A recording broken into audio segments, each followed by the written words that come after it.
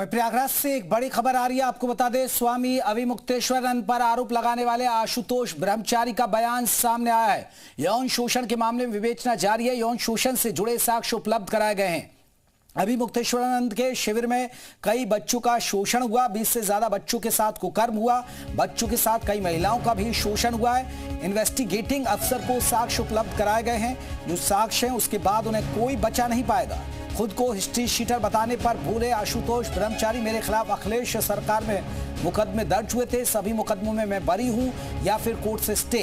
अखिलेश को अविमुक्तेश्वरानंद का चेला बताया। आशुतोष ब्रह्मचारी ने अपनी हत्या किए जाने की भी आशंका जताई है। आशुतोष ब्रह्मचारी ने कहा कि अगर वो जिंदा रहे तो स्वामी को फांसी की सजा दिलवा कर रहेंगे। कहा वो कैराना के कांदला में मुस्लिम इलाके में रहते हैं और उनकी हत्या हो सकती है।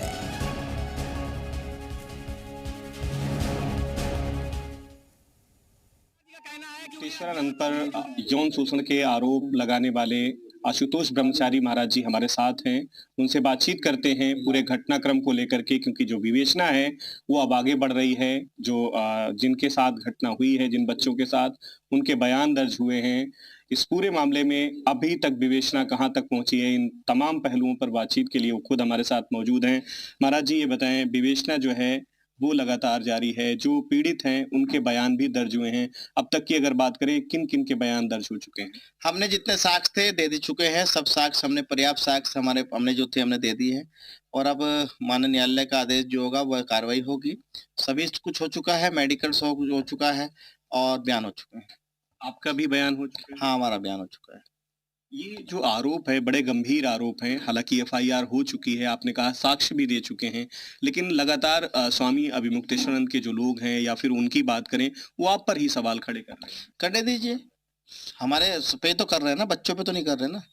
अपराध बच्चों के साथ हुआ है, न्याय बच्चों को लेना है। वो कह रहे हैं दरअसल इन बच्चों को प्लांट किया गया है, तैयार किया गया है। कैसे कैसे प्लांट कर सकते हैं? सारे सबूत हैं। जो पर्याप्त सबूत है वो सिद्ध हो चुके हैं कि आपने कुकर्म किया है।